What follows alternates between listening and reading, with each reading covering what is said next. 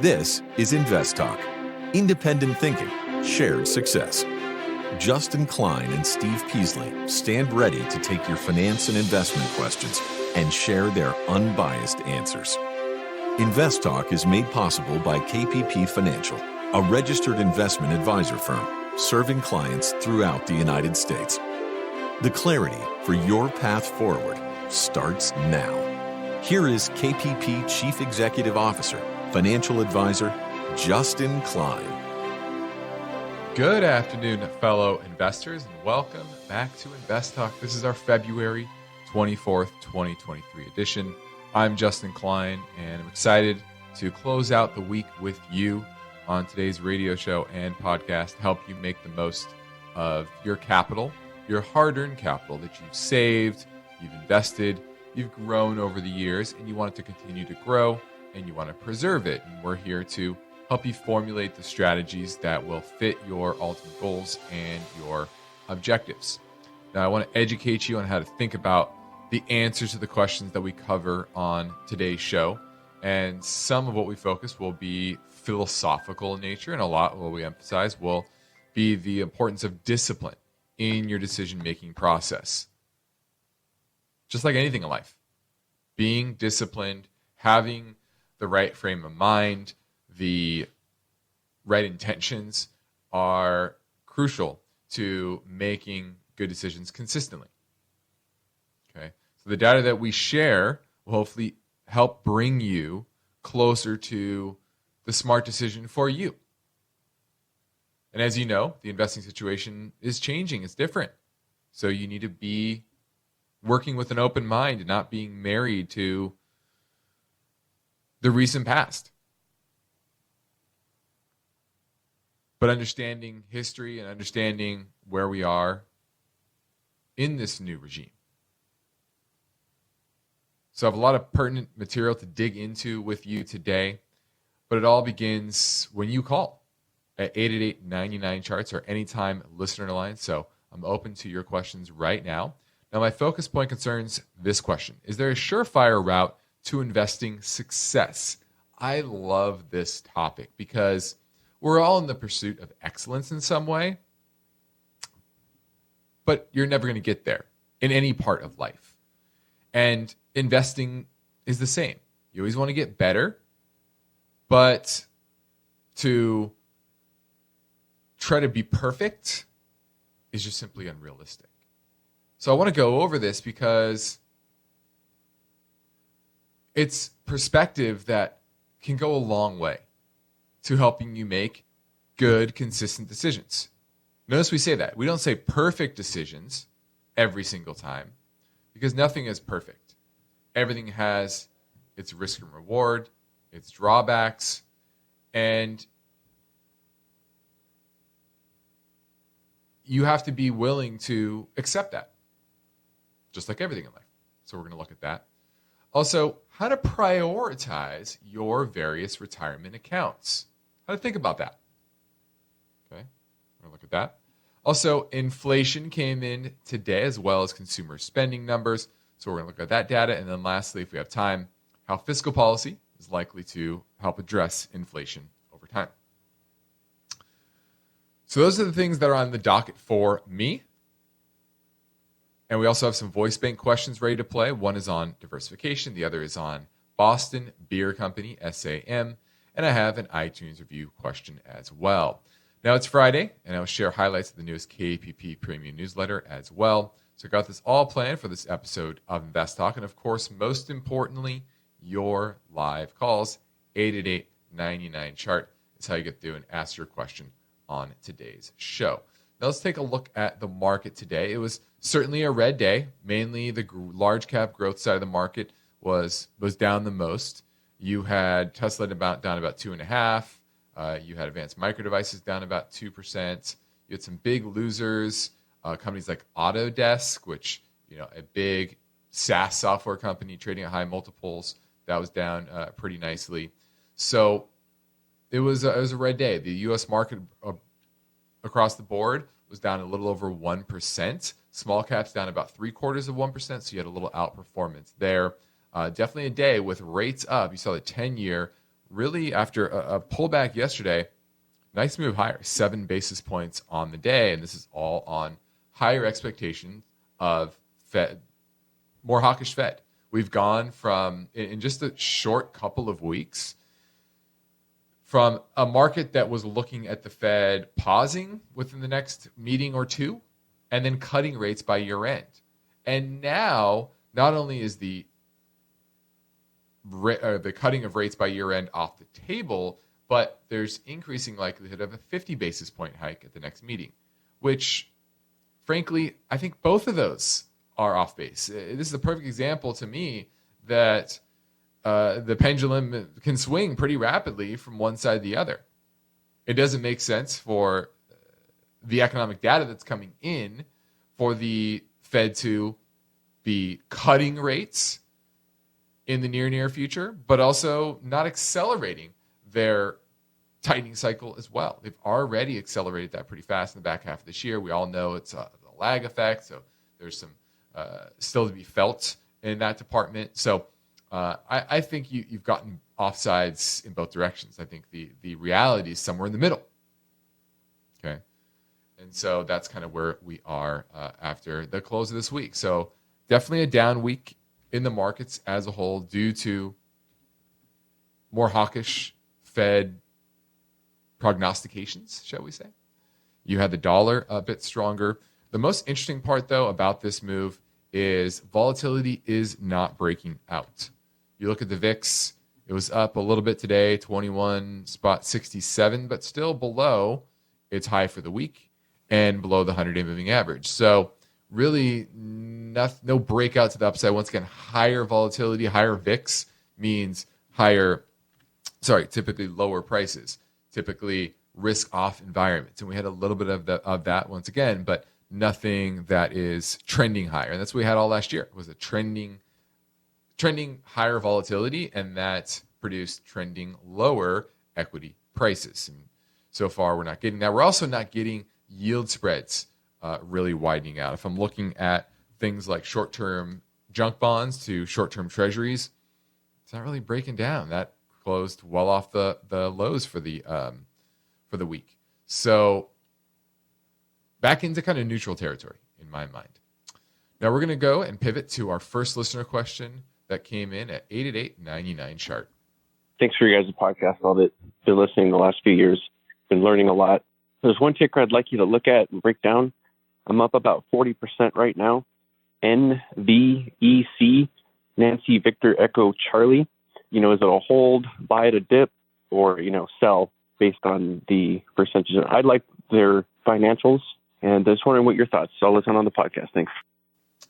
All right, this is a small cap name, $362 million market cap. Let's see, they manufacture spintronic magnetic sensors, couplers, and memories used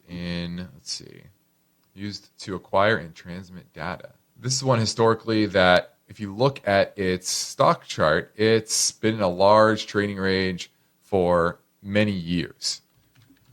If I go back to a monthly chart here, it's basically where it was at in 2015. So long term, it is trending higher. That's a positive. Return on equity right now about 28%, which is higher than the long-term average, about 18%. So, but it's trending higher, right? Long term, you're getting a trending upwards trajectory for return on equity. That's a positive. Doesn't look like they have any debt in their balance sheet. That's a positive. It's not necessarily cheap, that's for sure. Trading at $75 and change today, and last year they made $3 per share. I don't see any projections because it's so small. A lot of these really small cap names, they don't have a lot of analysts following them, so they don't have really projections there. But 5% dividend yield. Now their payout ratio is 105%, so I don't expect that dividend yield to be sustained, although they don't have a lot of debt, so I guess they could take on debt to continue to pay that dividend.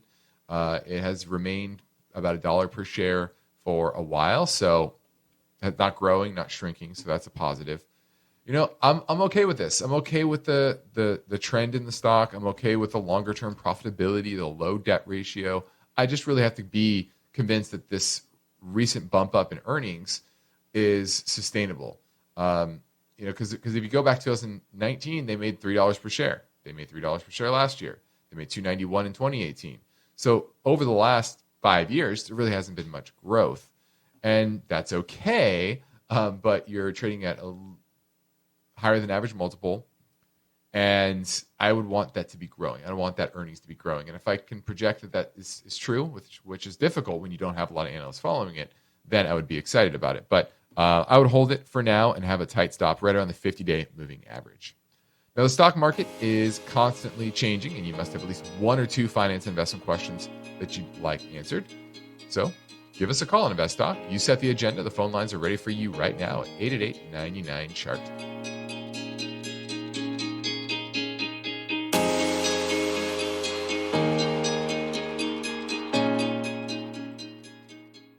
Thank you, and I hope to be the 50 millionth download of your incredible show. It is official. As of February 21st, an exciting new InvestTalk milestone was achieved. The InvestTalk podcast exceeded 50 million downloads. How do you guys determine a value stock? 50 million. Just wanted to get your opinion on JP Morgan and BAC. Hey guys, it's Josh from South Carolina. I'm a long-time listener. 24/7, rain or shine, on tough market days or during brighter moments. Justin Klein and Steve Peasley are ready to answer your questions. All right, now, a preferred share is kind of a hybrid asset. It's part of the capital structure. You want to buy this when it's on sale, and when it gets on sale, it's about $16 a share. 50 million. InvestTalk. 888-99-CHART.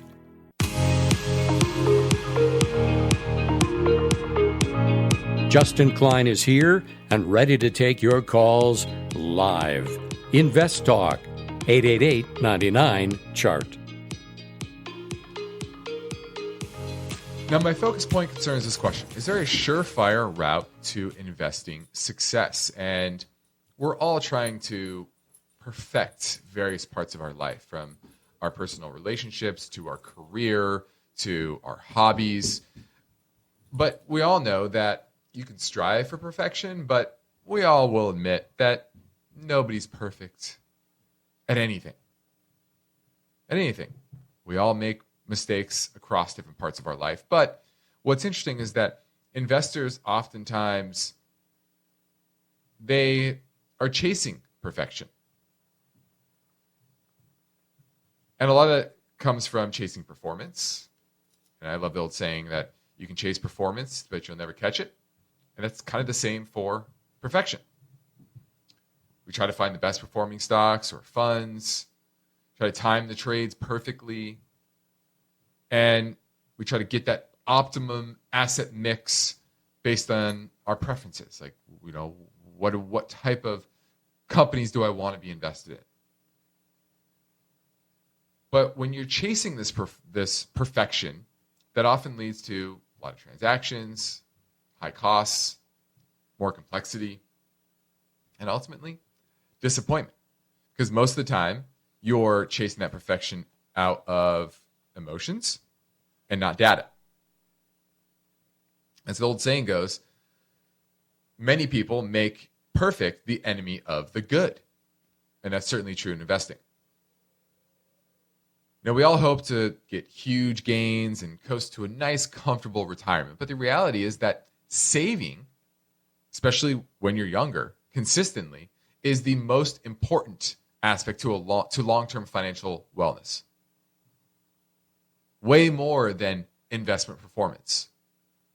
So a healthy savings rate can cover up for a lot of mistakes, but it doesn't earn you bragging rights. It's not exciting. Is it saying, oh, I earned 300% on a particular investment? But that's the reality of it. Now, successful investing, just like anything in life, is about a series of good choices. You never got to your success in your career because you did one thing right. You did things consistently right throughout your career to get where you're at. And in the investment world, some of the most important decisions that you will make will come when you're under duress. There's uncertainty within the economy. You don't know exactly what to do. And that causes people to make impulsive decisions. They panic sell. There's FOMO, fear of missing out, obviously. And so this is where diversification comes in. It can kind of mitigate risk of making rash decisions because when you're too concentrated, you're feeling the volatility a lot more. And that brings up those emotions. And research even shows that the gap between what a fund earns versus what the average return is for an investor, it's narrowest in the most widely diversified funds because of that lower volatility. So understand this, understand who you are, and understand that you shouldn't make perfect the enemy of the good. Now we're moving into a break. On the other side, I have a live call ready for you from InvestTalk at 888-99-CHART. And how do you do that in practice? Now, the first thing is to rebalance. Now, we'd all want to shift our exposure to different asset classes and stocks, companies, and do it in the perfect manner to avoid drawdowns, to take advantage of surges in certain stocks or asset classes. But the reality is that's just very difficult. Okay. And the best thing you can do is making risk management a routine. So when things feel the best on a particular asset class or stock, there's nothing wrong with routinely trimming it, not getting rid of it. You know, a lot of people are very black and white in their decision making. And in reality, you're edging different ways at different times. Okay. So we all want to capture those 10 baggers and those market beating funds that are in the right place at the right time. But those are very difficult. The foresight to invest in those beforehand when it counts is very hard. Few of us have that foresight, even the professionals. And one of the main reasons is that there's a lot fewer of those opportunities than one thinks about, or than one thinks there is. You know, they see the headlines, you see the articles written about them.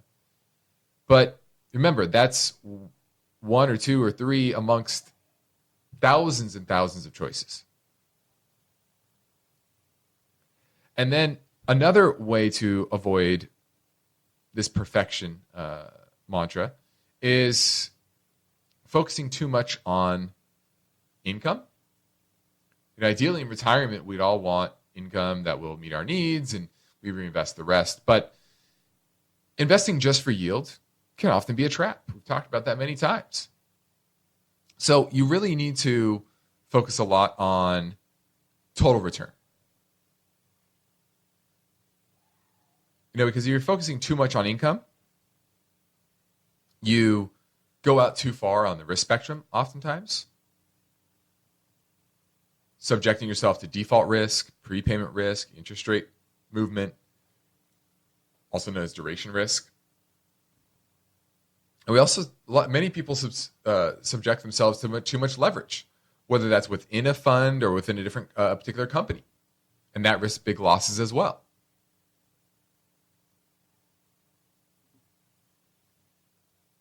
And so investing for total return in contrast to income means that you're going to be investing in healthier balance sheets and a healthier balance between risk and return.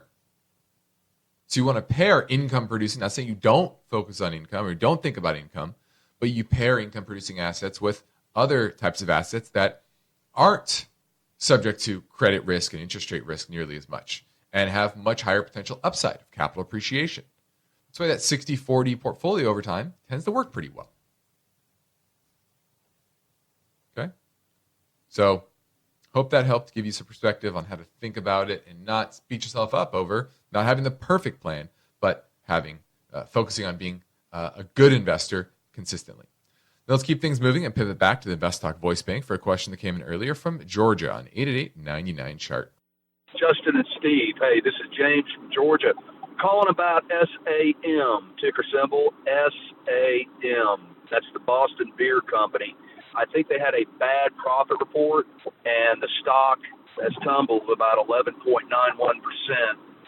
Curious, what are your thoughts? Should I get some more? Should I sell it? Please advise. Love the show. Thank you.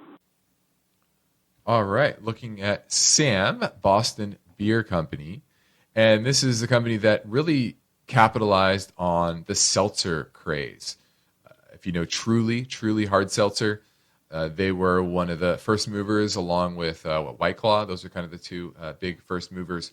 But now it's become a bit of a saturated market.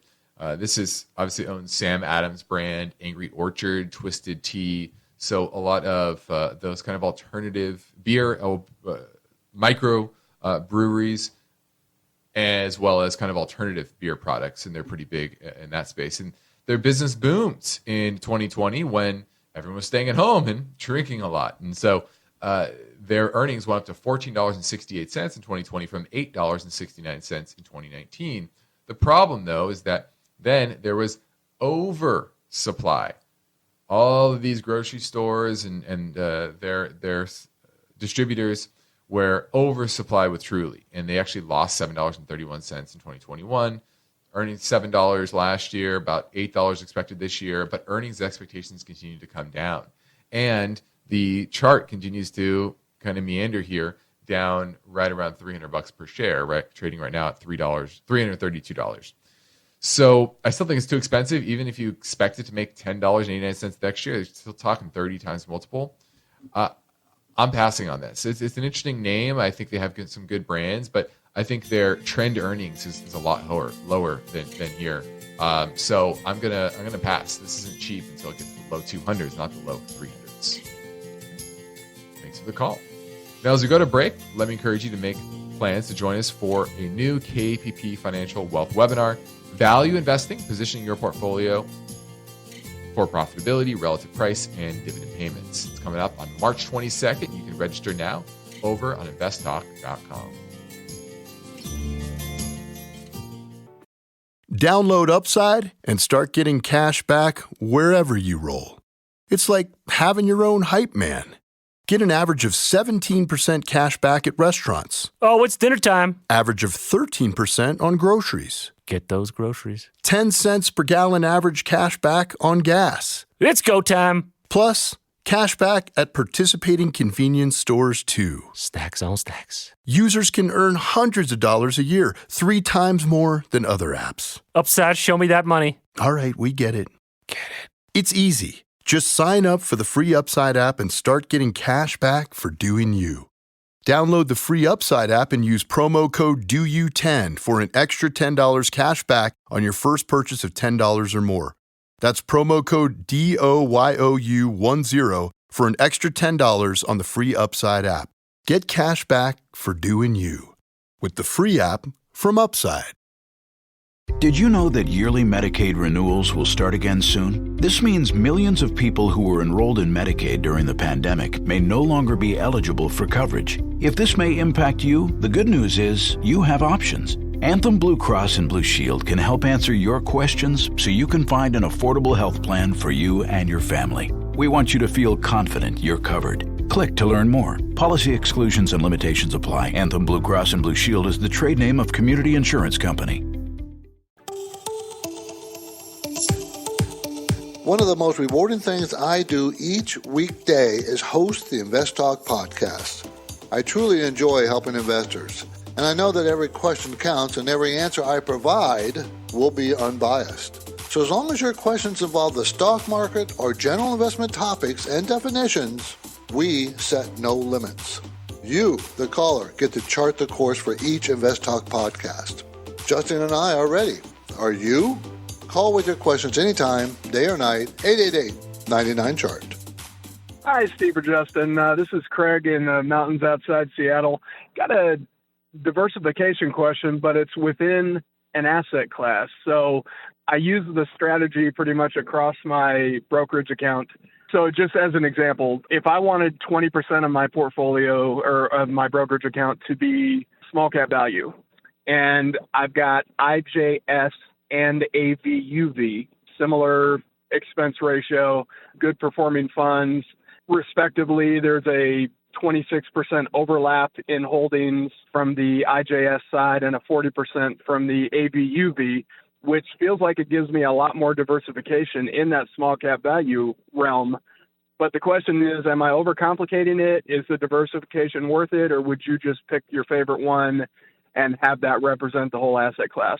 I'm in the same situation with large cap value and my internationals and, a couple other things. And that's just a strategy I've employed where there's a relatively low overlap, but more diversification. Just curious your thoughts. I tend to lean value, very aggressive. Portfolio's worth about $1 million at this point. And so it's a relatively small part of it, but I'm far heavier in large and small cap value, both U.S. and international, than anything else. Wondering your thoughts on that strategy and if I'm just overcomplicating it or if it makes sense. Thanks so much. Love the show. Look forward to hearing from you on the podcast. Thanks. Thanks for the call. Now looking at 2 small cap value ETFs, and I have no problem with that. Both of these ETFs, AVUV and the IJS, they are small cap value. They have relatively low expense ratio, 18 basis points on the iShares one. The Avantis small cap value, AVUV, is a 25 basis points, so slightly higher. But both of them are good funds, both 4 out of 5 stars at Morningstar, both bronze rated. So they're good funds, and because they're small cap value, right, they're going to have some overlap there.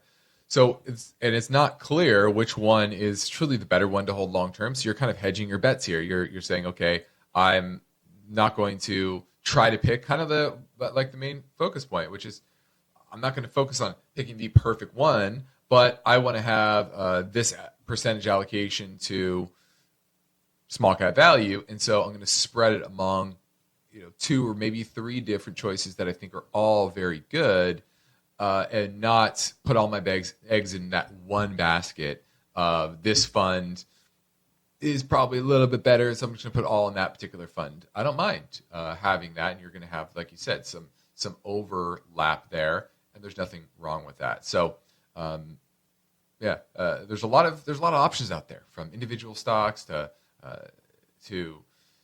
mutual funds and ETFs. There's just a lot of options, and despite what many will say, there's a lot of good active options, right? That allocate capital well long term, especially these smaller cap funds. And so when you have multiple good options, spreading it amongst multiple good options means you'll probably come out not perfect, but in good shape. And as our main focus point today said, that's the main goal.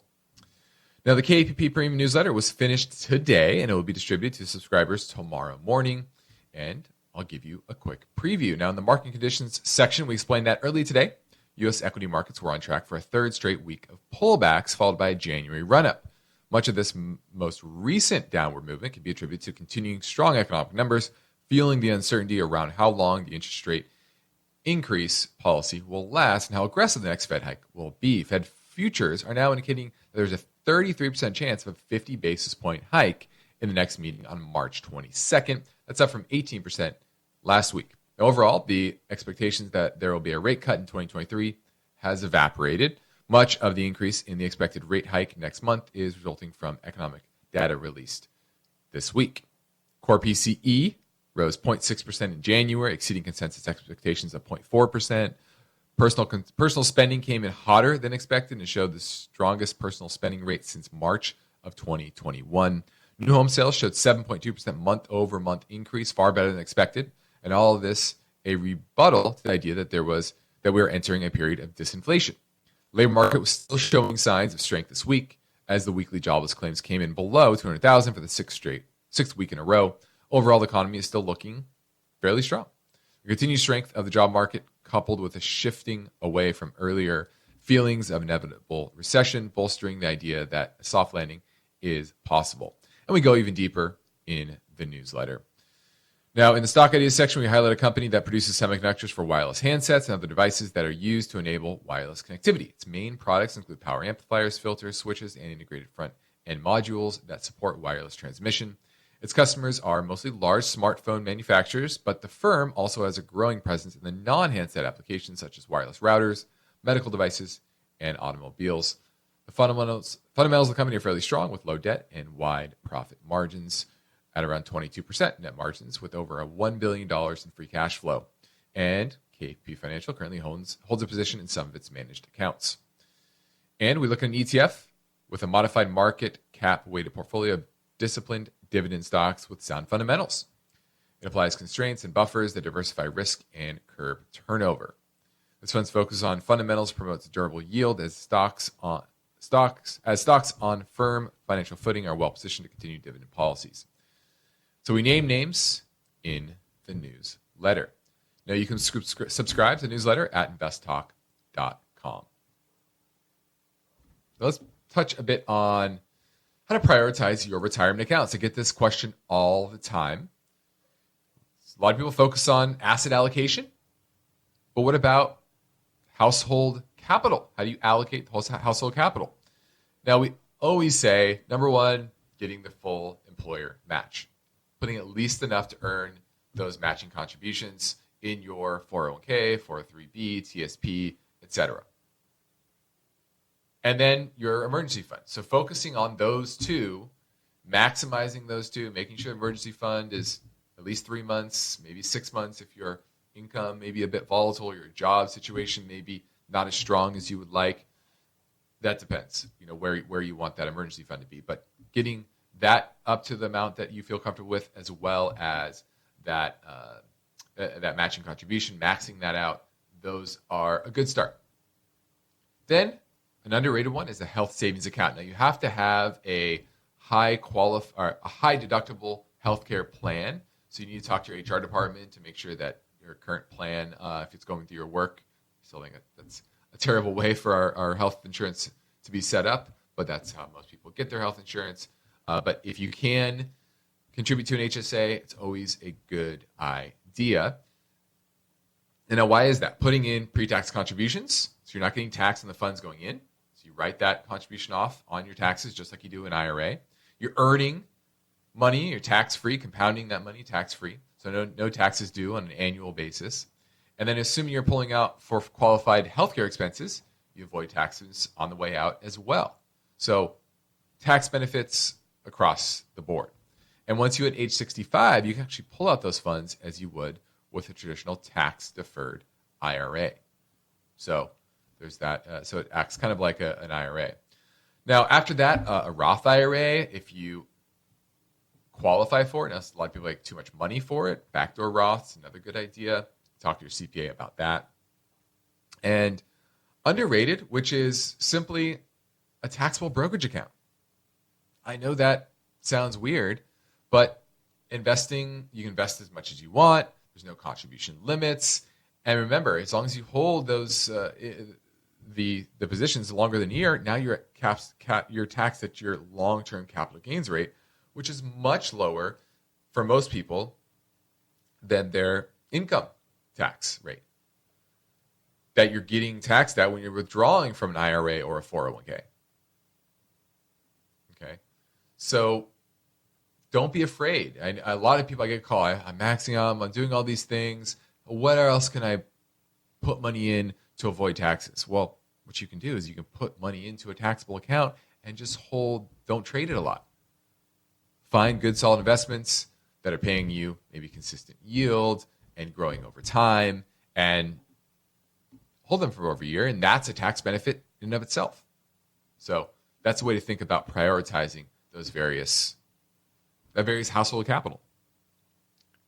Now, Fridays are super busy, but Steve and I generally make time to fit in a quick rundown of key benchmark numbers. So let's hit that list now. The 2-year Treasury was at 4.81% at the close of the week.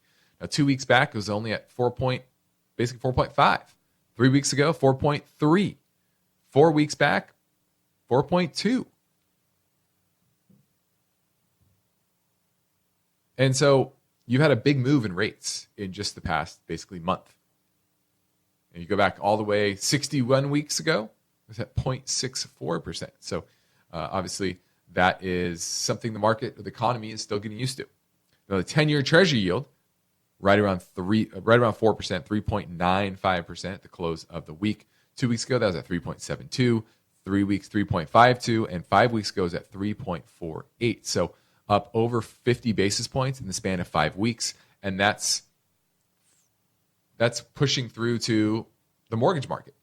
So a lot of the reason the housing market was decent in the month of January was rates came down and they became reasonable. You could probably stretch to get a 5 in front of a 5 on your mortgage rate. Maybe not 5%, but high fives, mid fives. That was definitely doable. Now 6.5 is probably a good rate. So that's going to change things. All right. Now gold was priced at $18.12 an ounce at the end of this week, down from $18.62 2 weeks ago, and $19.29 4 weeks back. And a lot of this, once again, higher interest rates, higher dollar. That's going to be a negative for gold prices, and you've seen that over the past couple of weeks. Silver also down $20.81 an ounce. 3 weeks back, it was at $23.51. So a bit of volatility there as well. Now oil at 76.57, and that's down from about 4 weeks ago when it was at 81.31. So you had a modest pullback in oil prices, but frankly, not that dramatic. Been kind of in this trading range for a while between the low 70s and the low 80s. Now, the national average for gasoline, regular unleaded, $3.38. That is down from $3.50 about a month ago, but still up from where we were. Actually, yeah, it continues to come down. About, 40 weeks ago, it was at $4.59. So we're down over $1 in less than a year. Here in California, averages $4.75. That's up from $4.59 just 2 weeks ago, and $4.43 5 weeks ago. In Texas, the gas at the pump averaged only $2.95. You see that big gap, about $1.80 between California and Texas, and that's sizable. A lot of that is taxes, but a lot of that is just closeness to the supply. Now, hang on. We continue in 30 seconds at 888-99-CHART. Mark your calendar for Wednesday, March 22nd from 2 to 3 p.m. Pacific Time. You are invited to a new KPP Financial Wealth Webinar. Value Investing, Positioning Your Portfolio for Profitability, Relative Price, and Dividend Payments. Be sure to tell your friends and family members about the new KPP Financial Wealth Webinar. It's free, and you can register now at InvestTalk.com. Yes, good morning, Justin and Steve. This is Sharon calling from Denver, Colorado. Love the show as always. Love the fact you have so many downloads and listeners. So my question is about a company called Vermilion Energy. The ticker is V like Victor, E like Echo, T like Tango. And I just wanted to get your opinion on, basically, is this something that's worth getting into? And if so, what would be a good price to jump in on it? Thank you very much. Love the show, and we'll definitely be listening on podcast. Have a great one. All right, this is Vermilion Energy, and this is an interesting one because it's pretty small in the energy space. It's an international oil and gas company, but only $2.25 billion market cap. And so it's diversified between North America, Europe, and Australia, and it mainly produces petroleum and natural gas. Let's see. It derives most of its revenue from Canada, though. That's interesting. So it's a Canadian oil name, mainly, out of Alberta, Canada. Earnings are supposed to be down 44% this year, 14% next year, 1.5% dividend yield. It's trading, if you go based on forward-looking earnings, it's trading right around 5 times. A little bit of debt. About $1 billion in long-term debt on a $2.25 billion market cap. That's a decent amount. I know $1 billion doesn't sound like a lot compared to many of these other E&P names, but it's a good amount considering the size. It is trading pretty cheap, about 1.8 times enterprise value EBITDA. That EBITDA is coming down. You can see that. I just don't love the debt here. That's my biggest worry. I like the business. I like the diversity. I like their long-term profitability metrics. The chart is, let me look at the chart here. The chart's at some pretty good support down here, right around $13. So I like it. I don't love it, right? I like more of the mid to smaller cap large cap names in this space, just because they tend to have a lot more diversity, better balance sheet. And that's my biggest issue with this one is the balance sheet, but I do like the fundamentals overall. So I would say it's good, but it's probably not the best that you're going to find in this space. This is InvestTalk. I'm Justin Klein. We have one goal here: help you achieve your own version of financial freedom. And our work continues after this final break. So get your questions in now at 888-99-CHART.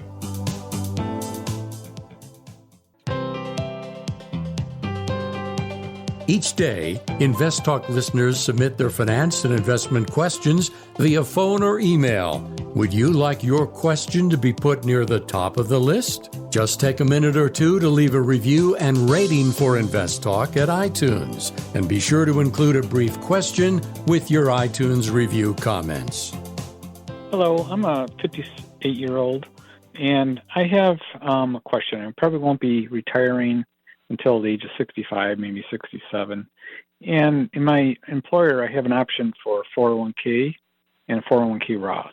At what point do I kind of migrate all my contributions over to the 401k Roth versus getting the pre-tax dollars? It would seem to make sense that Roth might be a better choice. Thank you. Bye.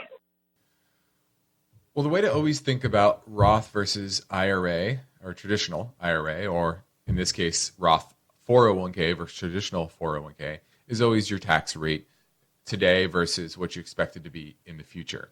So this is why typically younger people should invest in a Roth IRA or a Roth 401k, because they are not getting a great tax write-off. They're not in a high tax bracket. So whatever they put in isn't a great benefit to them today anyway. Now, others who might be in a relatively high tax bracket, they might want that tax write-off, and they will take the money out in the future when they're no longer working, when they're retired, and now they're in a lower tax bracket, and locking in that lower tax rate when they do take the money out of the traditional IRA. So it's all about the tax rate that you're at today versus what is expected in the future. And that's how you think about it. It's pretty simple, but it's also not an easy answer for everybody, especially those that are in a middling tax bracket. I always say if you're on the fence and you're able to put money into a Roth IRA, because remember, there are Roth contribution limits. At some point, so you can't income, you can't put money into a Roth IRA. And so if you're eligible and it's kind of on the fence, you're in a middling tax bracket, maybe a 22, 24% tax bracket, I go Roth IRA or Roth 401k. Just because you're able to get total amount more, tax deferred. You never have to pay taxes on it again. It becomes a nice savings account for you. If you ever want to take money out, especially a Roth IRA, remember you can always take out the contributions to a Roth IRA without any penalty, not the growth, but the contributions. So that's always nice. So that's the way to think about Roth versus traditional IRA or 401k. Now, lastly, let's touch on the economic data that came out today. And there was a good amount. Obviously, the Fed's preferred inflation gauge, the PCE index, that was up to 5.4% in January from a year earlier. The core was at 4.7%. That's also up slightly on the year-over-year figure. And U.S. consumer spending jumped to a seasonally adjusted 1.8% in January from the previous month, the largest increase in nearly 2 years. Now, a big part of that has to do with the higher minimum wage that started in January for many parts of the country. So wages grew 0.9% in January, more than twice as fast as in the prior month. And then you also have Social Security checks at the start of the year were up. Social Security income, total Social Security income, rose 9% in January compared with December.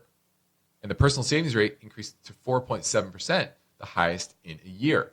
So that's why I think there's a bit of an anomaly in January. There's a lot of those people that are getting those income boosts are not those higher earners. Those are the lower earners, right? You are making minimum wage, you're earning a little bit more, you are in retirement, you're on a fixed income, you get a nice boost from COLA adjustments, and you go spend it a little bit more. If you are in the lower income bracket, you have a higher what is called marginal propensity to spend. If you're very wealthy and you get an extra $10,000 in your account, are you going to go and change your lifestyle habits very much? Probably not. But if you don't have a lot of money and you get $10,000 into your bank account, you're probably going to go spend a bunch of it because you've been constrained for some time. You haven't been able to go buy much. And so it moves the needle a lot more. Now, this all is feeding into expectations of what the Fed's going to do. There's now a higher odds that they'll go to 50 basis points. But even Loretta Mester, who had talked about a 50 basis point hike in the future, said today that she doesn't think that the situation warrants that quite yet. And she said she didn't think the debate over how much to raise rates was as important as how high to go for the rest of the year and leave them there the rest of the year. And then if you look at the Commerce Department's estimate of the economy in the fourth quarter, that actually was lower than previously reported. So pretty interesting stats. Still, in my mind, quarter percent in March.